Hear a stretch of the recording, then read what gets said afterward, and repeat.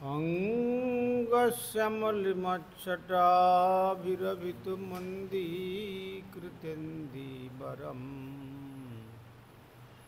जड्डञ्जागुडरुचि संविदधतं पट्टं वरसश्रियम् बृन्दारण्यविलासिनमृदुलसद्दमाभिदामोदरम्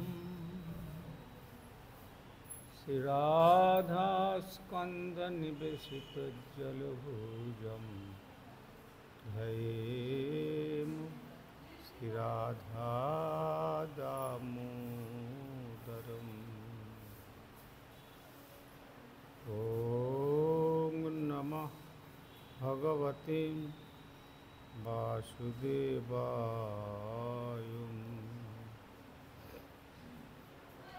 श्रुतिछन्दोगख्या वदति परमं ब्रह्मपूरकम् श्रुतिर्वैकुण्ठख्यं वदति किल यद्विष्णु सदनम् सीताद्रिपञ्चन्यविरलरसिकोऽयं व्रजवनं नवद्वीपं वन्दे परमसुखदं तं दुदितम्। श्रीमायापुरं वन्दे परमसुखदं तं दुदितम्। देवी सुरेश्वरी भगवती गंगे त्रिभुवनतारिणी तरलतरंगी शंकरमौलिनिवासिनी विमले मम मतिरस्तं तव पदकमले। भक्त्या विहीनयपराधलक्ष्मी क्षिप्तास्य कामादितरङ्गमध्ये कृपामयि त्वां शरणं प्रपन्ना वन्दे नमस्ते चरणारविन्दम्। श्रीकृष्ण चैतन्य प्रभु नित्यानंद श्री अद्वैत गदाधर शिवासादि गौरभक्तवृन्द। हरे कृष्ण कृष्ण कृष्ण हरे हरे हरे राम राम राम हरे हरे। श्री गुरुदेव जय प्रभुपाद जय राघवेंद्र जय श्री राम।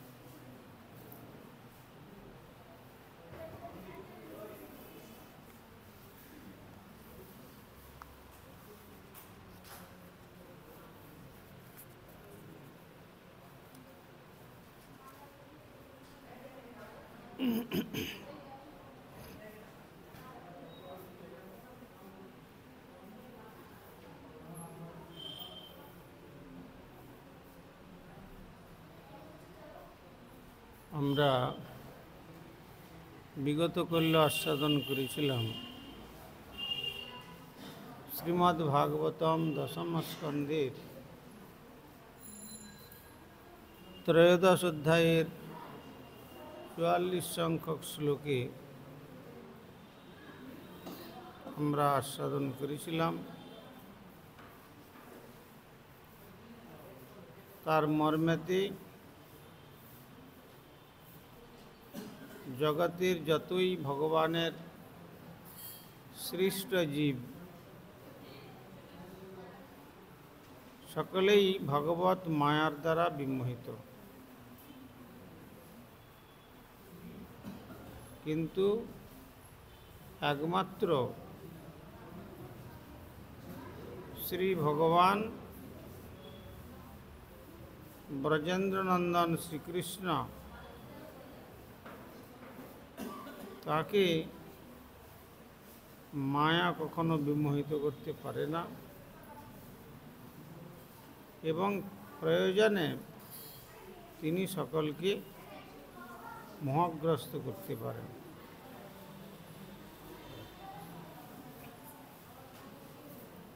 এই মর্মেতে আমরা আস্বাদন করেছিলাম এই ব্রহ্মাণ্ডের প্রধান শ্রী ব্রহ্মা যখন শ্রীকৃষ্ণকে মোহিত করবার চেষ্টা করেছিলেন তিনি স্বয়ং বিমোহিত হয়েছিলেন। এটি হচ্ছে বদ্ধজীবের স্থিতি। ব্রহ্মা শ্রীকৃষ্ণকে মোহিত করতে চেয়েছিলেন, কিন্তু পরিণামস্বরূপ তিনি মোহগ্রস্ত হয়েছিলেন।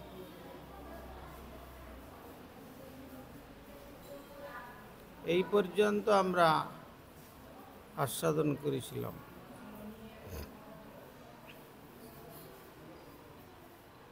তম্যাং তমোবহ্নিহারম খদ্যোতার চিরবাহিনী মহতি তরময়স্যং নিহন্তাত্মনি যুঞ্জত। তম্যাম তমোবহ্নিহারম, তমবৎ নৈহারম অর্থাৎ গভীর রাত্রে অন্ধকারের মতো তুষারের দ্বারা উৎপন্ন খদ্যোদর্চি মানে জ্যোৎস্না প্রকার যে আলো, ইব সদৃশ অহনি দিনের বেলা সূর্যের আলোকে, মহতি খদ্যোতার চিরবাহনী জোনাকি প্রকার আলো, ইব সদৃশ অহনি দিনের বেলা সূর্যের আলোকে, মহতি তরমায়িসম মহাপুরুষে ইতর মায়া নিকৃষ্টতর মায়া ঐসম যোগ্যতা নিয়ন্তি নাশ করে, আত্মনি যুঞ্জত নিজেরই প্রয়োগকারী ব্যক্তির। অর্থাৎ এখানে বলতে চাচ্ছেন শ্রী শুকদেব গোস্বামী যে হিমজনিত অন্ধকার যেভাবে তামসী রাত্রির অন্ধকার বিনাশ করতে পারে না এবং দিনের বেলা জ্যোৎস্নার আলোক যেমন কোনো মূল্যই থাকে না, তেমনি মহাপুরুষের প্রতি প্রযুক্ত নিকৃষ্ট ব্যক্তির মায়া কিছুই করতে পারে না। পক্ষান্তরে সেই নিকৃষ্ট ব্যক্তির সামর্থ্যই কেবল নষ্ট হয়।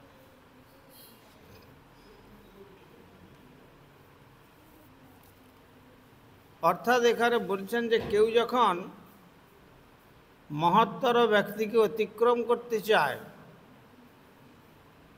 তখন তার নিকৃষ্ট শক্তি উপহাস্যাস্পদ হয়ে ওঠে। যেমন ব্রহ্মা মনে করেছিলেন তার চতুর্মুখ এবং তার সৃষ্টির কৃতিত্ব, লোক পিতামহ রূপে তিনি অনেক শক্তির অধিকারী, কিন্তু হলেও ভগবান শ্রীকৃষ্ণ যে স্বয়ং ভগবান, তার নিকট উহা অতি সামান্য। কীরকম না দিনের বেলায় জ্যোৎস্নার আলোকের মতো এবং রাত্রে তুষারের যেমন কোনো মূল্য নাই, তেমনি শ্রীকৃষ্ণের উপস্থিতিতে ব্রহ্মার মায়াও পর্যন্ত সম্পূর্ণরূপে ব্যর্থ হয়েছিল। জ্যোৎস্নার আলোক, জ্যোৎস্না জ্যোৎস্নার যে আলোক, জ্যোৎস্না মানে একরকম জোনাকি পোকা, সেই জোনাকি পোকার আলোক যেমন রাত্রিবেলা দপদপ করে জ্বলতে থাকে, তখন তাকে বোঝা যায়, কিন্তু যদি সূর্যের আলোকের সামনে তাকে রেখে দেওয়া হয়, তার কোনো অস্তিত্বই বোঝা যায় না। যেমন অধিক রাত্রিতে, ঘন অন্ধকার রাত্রিতে যেমন তুষার অর্থাৎ কুয়াশা যেমন সে অন্ধকারকে নিবৃত্ত করতে পারে না, তেমনি যিনি যত সাধন করুন বা যে যা শক্তি লাভ করুন না কেন, ভগবান শ্রীকৃষ্ণের নিকট উপস্থিত হলে তার কোনো মূল্য থাকে না। তেমনই শ্রীকৃষ্ণের উপস্থিতিতে ব্রহ্মার মায়া সম্পূর্ণরূপে ব্যর্থ হয়েছিল।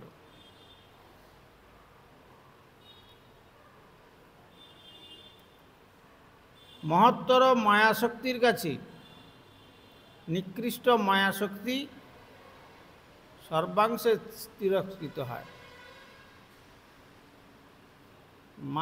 ভগবানের মায়ার দ্বারা যেমন বহিরঙ্গা শক্তির দ্বারা, যেখানে ভগবান বলছেন দৈবিজ্ঞেসা গুণময়ী মম মায়া দূরত্বয়া, আমার মায়া হচ্ছে দূরতিক্রমণীয়া, আমার মায়াকে কখনো অতিক্রম করা যায় না। কিন্তু তারপরে বলছেন যে মামে বাজে প্রপদ্যন্তে মায়া মেতাং তরন্তিতে, শ্রী ভগবান যেখানে থাকেন সেখানে তার সেই মায়া কোনো প্রভাব ফেলতে পারেন না।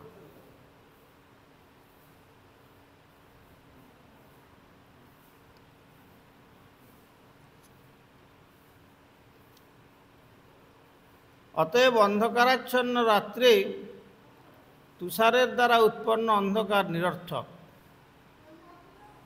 রাত্রে জ্যোৎস্না পোকার উজ্জ্বল করতে পারে বা উজ্জ্বল আলোক মনে হতে পারে, কিন্তু দিনের বেলা তার আলোকের কোনো মূল্য নেই। অল্প যেটুকু আলো তার রয়েছে তা হারিয়ে যায়। তেমনি শ্রীকৃষ্ণের মায়ার কাছে ব্রহ্মা সম্পূর্ণরূপে নগণ্য হয়ে গিয়েছিলেন। শ্রীকৃষ্ণের মায়ার মহত্ব হ্রাস পায় নাই, কিন্তু ব্রহ্মার মায়া সম্পূর্ণ তিরস্কৃত হয়েছিল।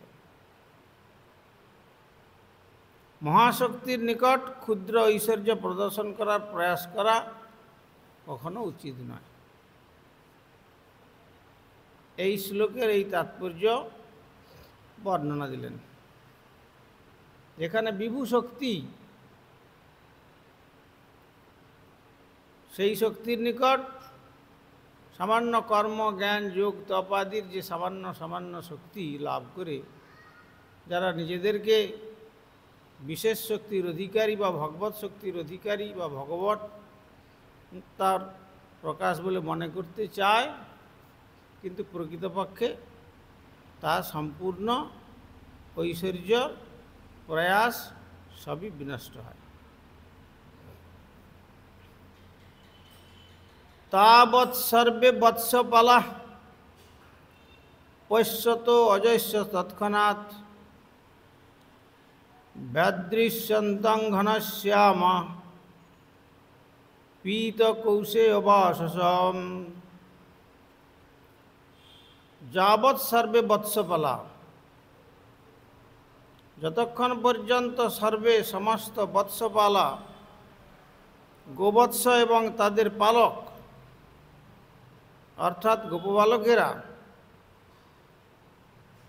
পশ্যত তিনি যখন দেখেছিলেন, অজস্র ব্রহ্মার তৎক্ষণাৎ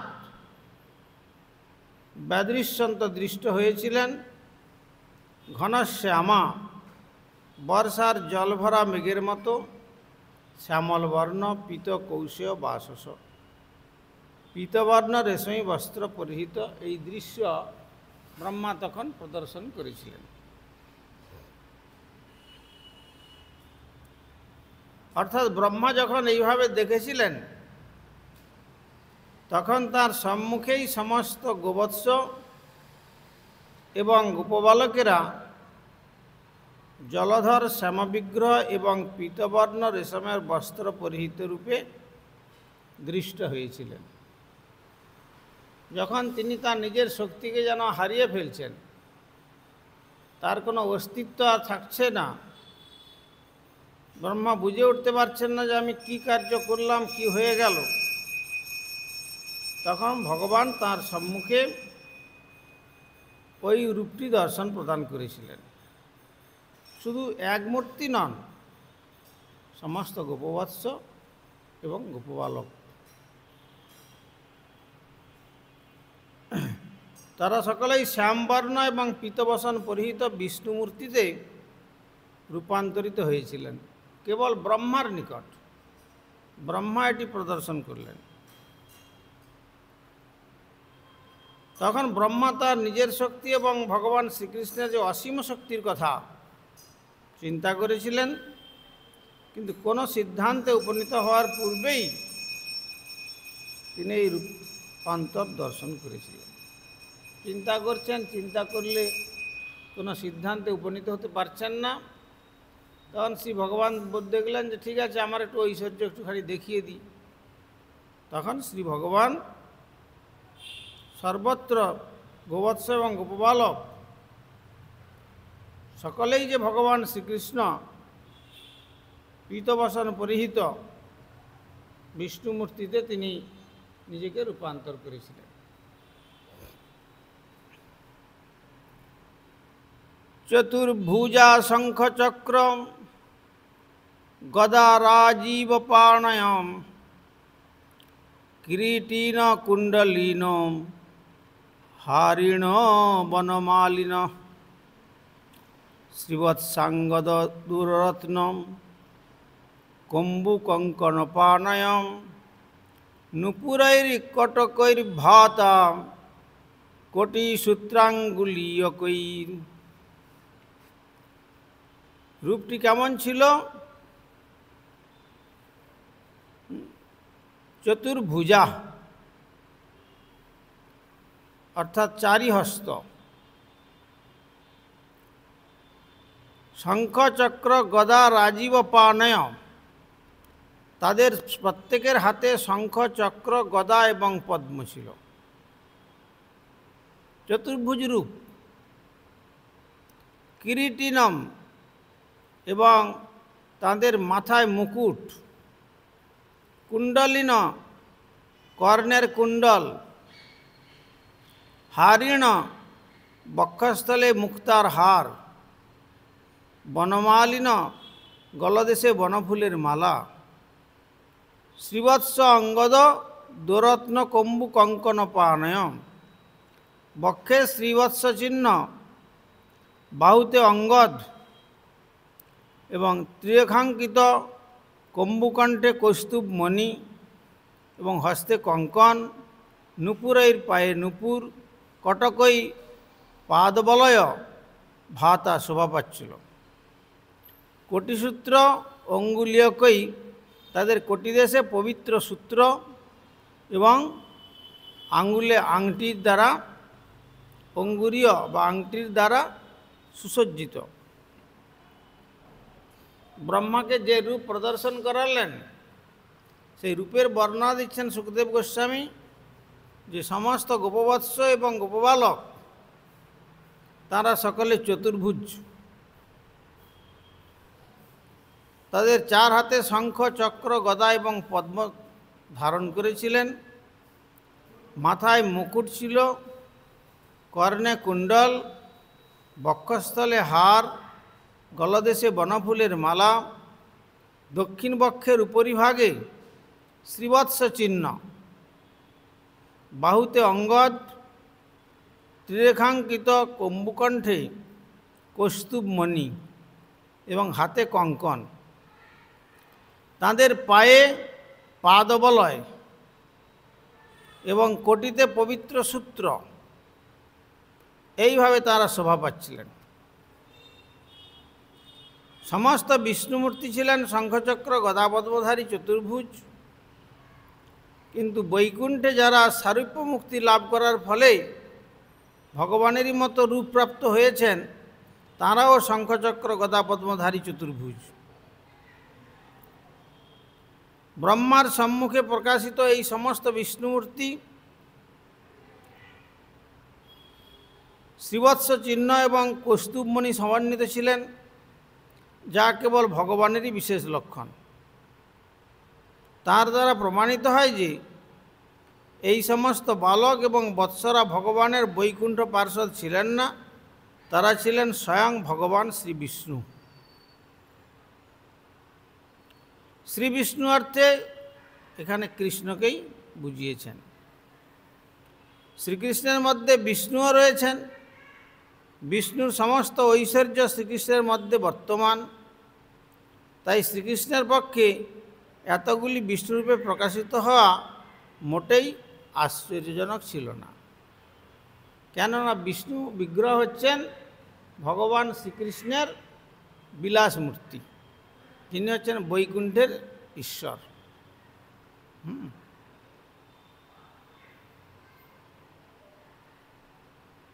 তাই এতে শ্রীকৃষ্ণের পক্ষে মোটেই আশ্চর্যজনক বিষয় নয়।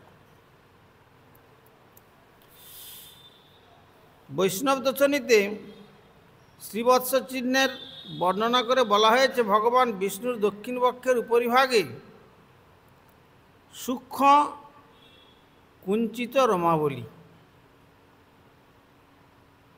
তাকে বলা হয় শ্রীবৎস চিহ্ন।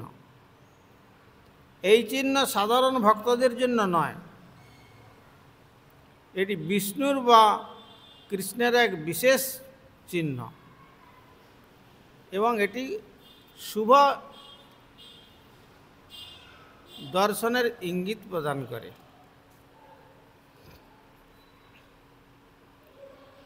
অঙ্ঘ্রি মস্তকমাপূর্ণাম অস্তুলসী নবদামভি কোমলৈ সর্বগাত্রেষু ভুরি পুণ্য বদর্পিতেই।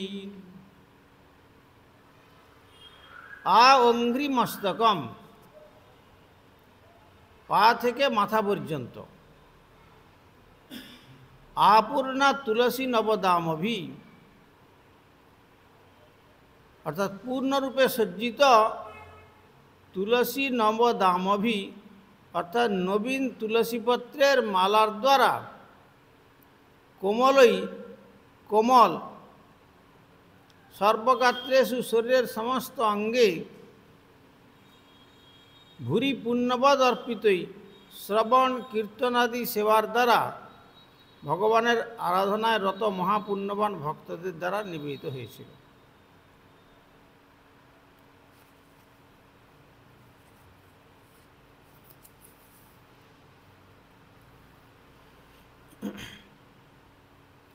শ্রবণ কীর্তনাদি পরম পবিত্র কার্যকলাপের মাধ্যমে ভগবানের আরাধনায় রত ভক্তদের দ্বারা নিবেদিত সুকোমল নবীন তুলসীপত্রের মালার দ্বারা তাঁদের পা থেকে মাথা পর্যন্ত দেহের প্রতিটি অঙ্গ পূর্ণরূপে সজ্জিত ছিল। তুলসীর মালা, কোমল তুলসীপত্রের মালা একবারে মস্তকের থেকে আরম্ভ করে চরণ পর্যন্ত, তাকে বলা হয় বনমালা। বনের ফুল দিয়ে যেটি হয় তাকে বলা হয় বনমালা। এবার এই তুলসী মালা এত লম্বা যখন হয় তাকেও বনমালা শব্দতে অভিহিত করা হয়েছে। তো এই শ্লোকে ভুরি পূর্ণবদর্পিত শব্দটি অত্যন্ত তাৎপর্যপূর্ণ। শ্রীবিষ্ণুর এই রূপের পূজা তারাই করেন যারা জন্ম জন্মান্তরে বহু পুণ্যকর্ম করেছেন, মানে সুকৃতি, যারা নিরন্তর ভগবানের সেবায় যুক্ত, শ্রবণং কীর্তনং বিষ্ণু স্মরণম, ভক্তি তারাই অনুষ্ঠান করেন, যারা অত্যন্ত উচ্চ স্তরে পুণ্যকর্ম করেছেন। শ্রীমদ্ ভাগবতে অন্যত্র দশম স্কন্ধেই পুণ্যকর্ম অর্জনের উল্লেখ করা হয়েছে, যেখানে শ্রীল সুখদেব গোস্বামী বর্ণনা দিয়েছেন, ইত্থং শতাং ব্রহ্ম সুখানুভূত্বা দাস্যং গতানাং পরদৈবতেন মায়াশ্রিতানাম নরদারকেন সাকং বিজরু কৃতপুণ্য পুঞ্জা। এইভাবে সমস্ত গোপবালকেরা ব্রহ্মজ্যোতিতে লীন হওয়ার আকাঙ্ক্ষী জ্ঞানীদের ব্রহ্মানন্দের উৎসস্বরূপ দাস্যভাবাপন্ন ভক্তদের পরমপ্রভু এবং মায়াশ্রিত ব্যক্তিদের কাছে নরশিশুরূপে প্রতীয়মান শ্রীকৃষ্ণের সঙ্গে খেলা করতেন। তাহলে গোপবালকেরা ব্রহ্মজ্যোতিতে লীন হয়ে যাওয়ার যে আকাঙ্ক্ষা জ্ঞানীদের, যিনি ব্রহ্মানন্দের উৎস, দাস্যভাবাপন্ন ভক্তদের যিনি পরম প্রভু, আর মায়াশ্রিত ব্যক্তিদের কাছে যিনি নরশিশুরূপে প্রতীয়মান, সেই শ্রীকৃষ্ণের সঙ্গে খেলা করতেন কারা? গোপবালকেরা। সেই সমস্ত গোপবালকেরা তাদের জন্মজন্মান্তরের পুঞ্জীভূত পুণ্যকর্মের ফলে এইভাবে ভগবানের সঙ্গ লাভ করবার যোগ্যতা অর্জন করেছিলেন। তাদের সৌভাগ্যকে বিশ্লেষণ কে করতে পারেন? অতএব তাদের সৌভাগ্যের কোনো তুলনা হয় না। শ্রীধাম বৃন্দাবনে দেখা যায় বিভিন্ন জায়গাতে মন্দিরের সন্নিকটে বা কোথাও তমাল বৃক্ষ রয়েছে, যা মন্দিরের অঙ্গনের এক প্রান্ত ভাগ সম্পূর্ণরূপে আচ্ছাদিত করে রয়েছে।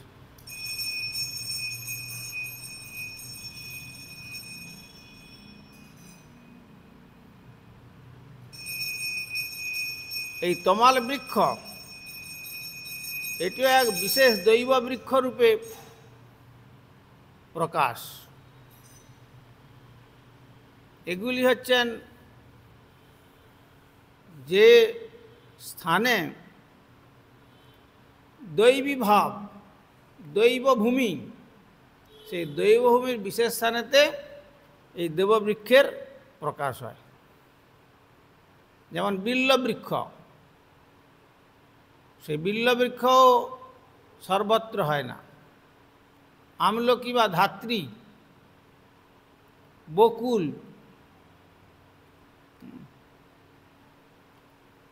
আর তুলসী দেবী তো যেখানে হন সেখানে সাক্ষাৎ ব্রজধাম সহ তিনি অবস্থান করেন। শুধু ব্রজধাম নয়, ব্রজধামের ঈশ্বর ভগবান। আর পদ্মপুষ্প সব সরোবরে প্রস্ফুটিত হয় না, দৈবী ভাবের যেখানে প্রকাশ সেখানে। তো এই জন্য বলেছেন তুলসী কাননং যত্র যত্র পদ্ম বনানি চ।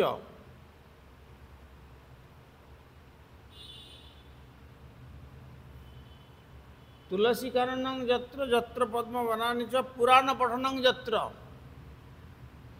তত্র সন্নিহিত হরি। এদের মধ্যে আবার বিভাজন করলেন, যেখানে তুলসী দেবী আছেন আর পদ্মের সরোবর, আর যেখানে এই মহাপুরাণ শ্রীমদ্ ভাগবত পঠন পাঠন হয়, সেখানে সাক্ষাৎ ভগবান সর্বক্ষণ অবস্থান করে। অতএব এই শ্রীমদ্ ভাগবতটিও সাক্ষাৎ ভগবানেরই প্রকাশ, বাংময়ী মূর্তি শ্রী ভগবানের। ভাগবতকে সাধারণ গ্রন্থ বলে মনে করে অবহেলা করলে ভগবানের চরণে অপরাধ হয়। এই অপরাধ পঙ্ক থেকে নিজেকে রক্ষা করে চলতে হয়, ভাগবতের সে মর্যাদা প্রদান করতে হয়। যাদের ইচ্ছাক্রমে যেখানে সেখানে ভাগবত ছুঁড়ে ফেলে দিলাম, বা ভাগবতের অপব্যবহার করলাম, মর্যাদা প্রদান করলাম না, তার দ্বারা শ্রী ভগবানকে অবমাননা করার দুষ্কৃতি এসে তার সৌভাগ্যকে নষ্ট করে। অতএব এই স্থানে সর্বক্ষণ ভগবান বিদ্যমান। তুলসী যেখানে থাকেন সেখানে যেমন ভগবান সর্বক্ষণ ভগবান বিদ্যমান থাকেন। ভগবান শ্রীবিগ্রহে সর্বক্ষণ থাকেন না,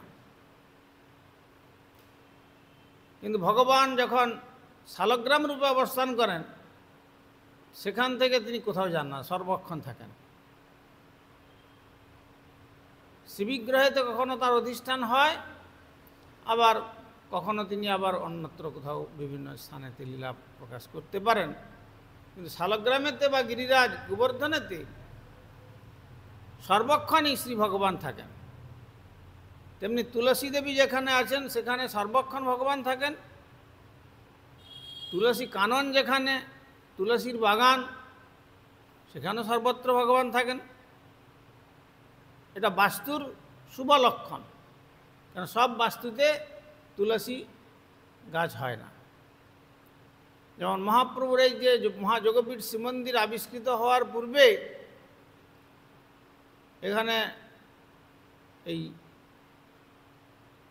স্থানের বাসিন্দারা যা কিছু বপন করত, যা কিছু বীজ, শাকের বীজ হোক, ধানের বীজ হোক, ফলের যে কোনো অন্য কোনো ফলের বীজ হোক, সব বীজ থেকে তুলসী গাছই উৎপন্ন হতো।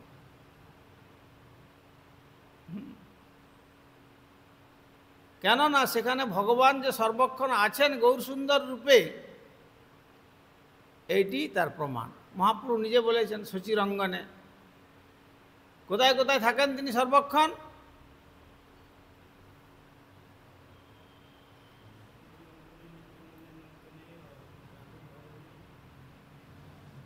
আর আর হ্যাঁ আর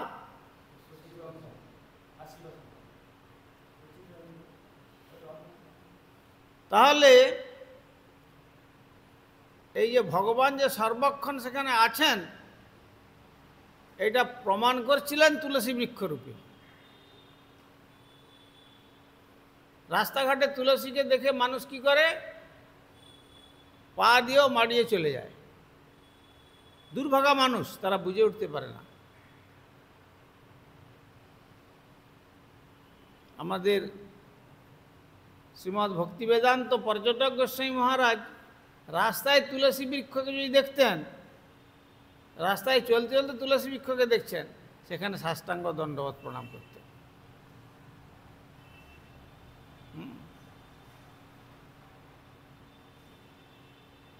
তো তিনি বলতেন যে এই যে আমি তুলসী বৃক্ষকে শুধু প্রণাম করছি তা নন, আমার আরাধ্য দেব ওইখানে আছেন, যা আমরা দেখতে পাচ্ছি না বলে মনে করলাম যে শুধু হয়তো বৃক্ষরূপে তুলসী দেবী আছেন, তা নন। এখানে আমার আরাধ্য দেব আছেন, আর আরাধ্য দেবকে দেখলে কি করতে হয়? প্রণাম করতে হয়। দেবতা প্রতিমাং দৃष्ट्वा জ্যোতিঞ্চৈব ত্রিদণ্ডিনাম নমস্কার নকুর্যাচ্চেত উপবাসেন শুদ্ধতি। দেবতা প্রতিমাকে দর্শন করে প্রণাম করতে হয়। যে দেবতারই প্রতিমা হোক, দেবতা প্রতিমাকে দর্শন করলে প্রণাম করতে হয়, কেননা তারা তো কৃষ্ণেরই পার্ষদ। সেই বিচারে আমাদের থেকে বা সাধারণ জীবশক্তির থেকে উন্নত স্তরে তাদের কৃপা লাভ করার জন্য।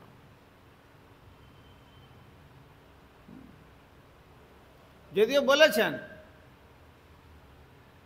যথা যত্র দেবদেবী দেখিবে না হইবে তৎপর, সবার কাছে মাগি লবে কৃষ্ণ ভক্তি বর। কিন্তু তারা তো কৃষ্ণ ভক্তিতে না থাকলেও কৃষ্ণেরই তো যেভাবে হোক শক্তির প্রকাশ, আমার থেকে অধিক শক্তির অধিকারী। সেই অধিক শক্তির যদি কৃপা হয় তাহলে আমাদের কিছু তো অগ্রগতি হবে। এই জন্য দেবতা প্রতিমাকে দর্শন করলেই প্রণাম করতে হয়, বিধান। আর ত্রিদণ্ডী জ্যোতিকে দর্শন করলেও প্রণাম করতে হয়। আর যদি নমস্কার নকুর্যাচ্চেত, তা যদি নমস্কার না করে উপবাসেন শুদ্ধতি, একদিন এক রাত উপবাস করে তার প্রায়শ্চিত্ত করতে হয়।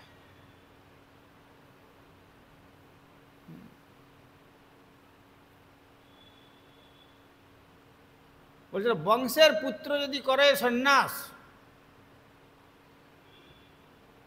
পিতা আসি পুত্রের করে নমস্কার। বলছে তার নিজের বংশে নিজের পুত্র যদি সন্ন্যাস গ্রহণ করে,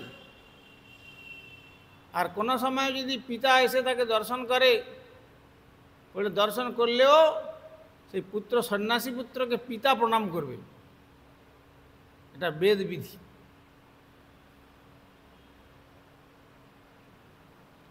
সন্ন্যাস গ্রহণ করিলে হেন ধর্ম তার, পিতা আসি পুত্রের করে নমস্কার। এত বড় এই আশ্রমটা এত বড় জিনিস, সুতরাং সেই আশ্রমের মর্যাদা যথাযথভাবে যদি সংরক্ষণ না করে সন্ন্যাসীরা, তার দ্বারা নিরয় পতিত হয়। যেখানে পিতাকে প্রণাম করবে পুত্র, তা না করে এই সন্ন্যাস ধর্মটাই এমন, সেখানে বলছেন যে না, যদি তিনি প্রকৃত সন্ন্যাস ধর্ম প্রতিপালন করে থাকেন যথাযথভাবে, তাহলে পিতার কর্তব্য হবে পুত্রকে প্রণাম করা। এত বড় সম্পদ। তো তাই মহাপ্রভুকে যারা দেখে নিন্দা করেছিল,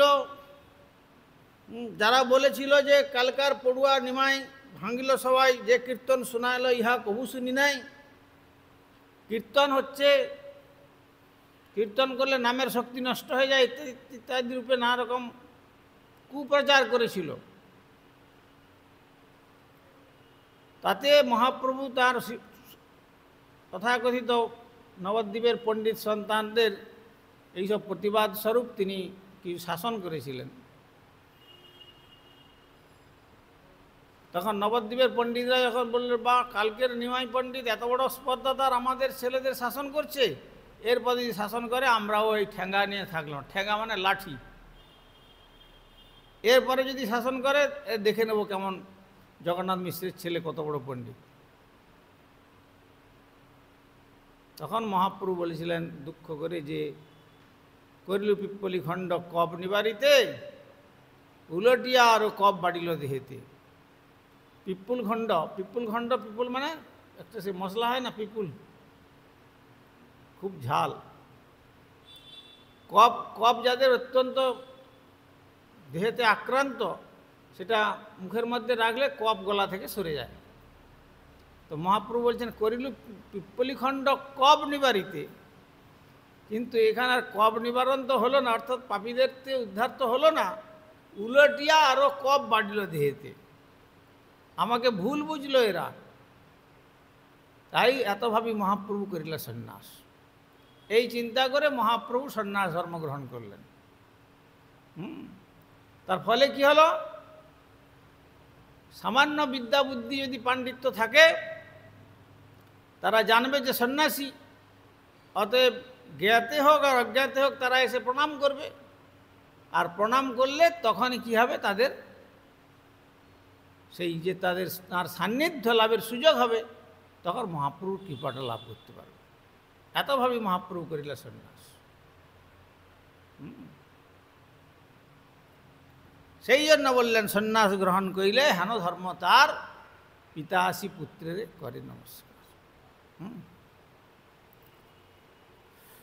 তাই এই সমস্ত স্থান হচ্ছে মঙ্গল নিকেতন, তুলসী কানন, আর এই পদ্মবনে যে পদ্ম প্রস্ফুটিত হয়, যত্র পদ্ম বনানি চ, সব জায়গায় পদ্মের গাছ লাগালে কিন্তু হবে না। এখানে তুমি তো লাগিয়েছিলে, হলো গাছ,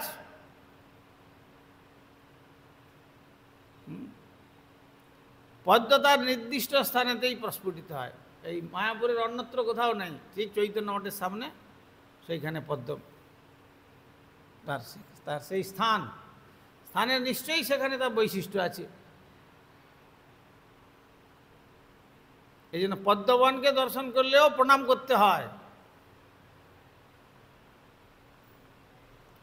আর ভগবানের কথারূপী ভাগবত কথা যেখানে হয় সেখানেও প্রণাম করে কৃপা প্রার্থনা করতে হয়, তার দ্বারা ভগবান প্রসন্ন হয়। আর ভগবান এই তিন স্থানে সর্বক্ষণ থাকেন। মদভক্ত যত্র গায়ন্তি তত্র তিষ্ঠামি নারদ, আমার ভক্ত যেখানে ভাগবত কথা বলেন তত্র তিষ্ঠামি, আমি সেখানে অবস্থান করি। তাহলে ভগবান বলতে পারতেন যে বিগ্রহরূপে আমি সর্বক্ষণ সেখানে থাকি, তা বললেন। বিগ্রহরূপে কখনো আসেন, কখনো চলে যান। আবার বিগ্রহে ভগবানের সেবকের যদি সেবকের সেবাবৃত্তি সেই রকম থাকে, তাহলে সেবকের সেবাবৃত্তির দ্বারা শ্রীবিগ্রহ জাগ্রত থাকেন।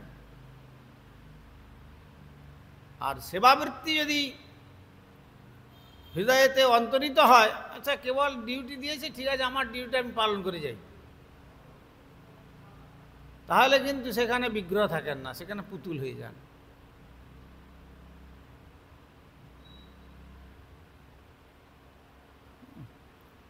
তো সুতরাং এই যে এইসব স্থানে ভগবান সর্বক্ষণ বিরাজমান আছেন, এইটি জেনে শুদ্ধ ভক্তের সেইভাবে জীবনযাপন করা এবং তার যথার্থ মর্যাদা প্রদান করা বিশেষ প্রয়োজন, বিশেষ কর্তব্য, তাতে আমাদের বিশেষ মঙ্গল হয়। বঞ্ছাকল্পতরুভ্যশ্চ কৃপা সিন্ধুভ্যৈব চ পতিতানাং পাবনেভ্যো বৈষ্ণবেভ্যো।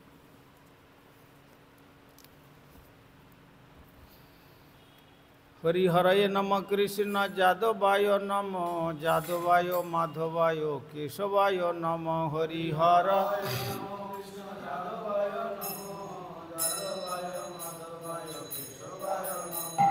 গোপাল গোবিন্দ রাম শ্রী মধুসূদন, গিরিধারী গোপীনাথ মদন মোহন।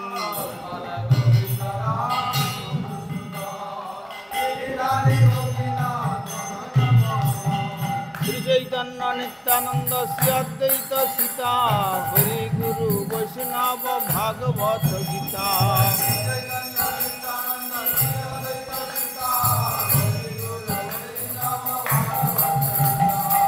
নিরূপ সনাতন ভট্ট রঘুনাথ, সুজীব গোপাল ভট্ট দাস রঘুনাথ। নিরূপ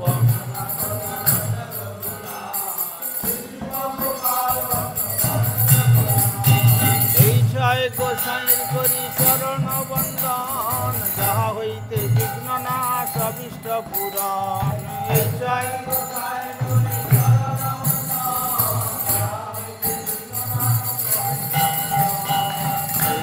গোসাই যার মিতার দাস, দাসবার পদরে নোমর পঞ্চগ্রাস।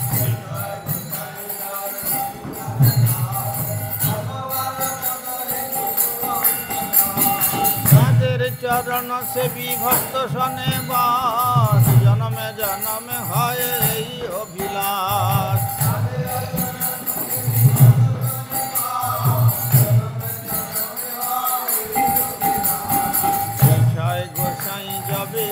কৈলাবাস, রাধা কৃষ্ণ নিত্য লীলা করিলা প্রকাশ।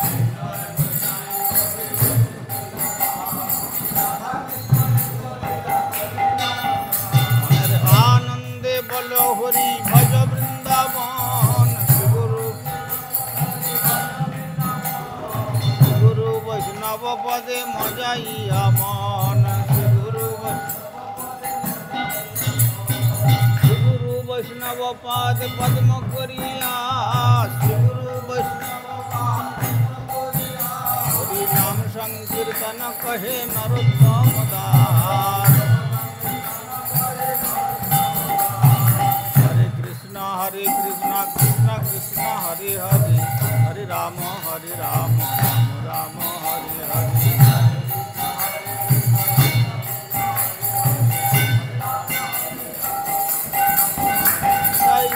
হরি বল।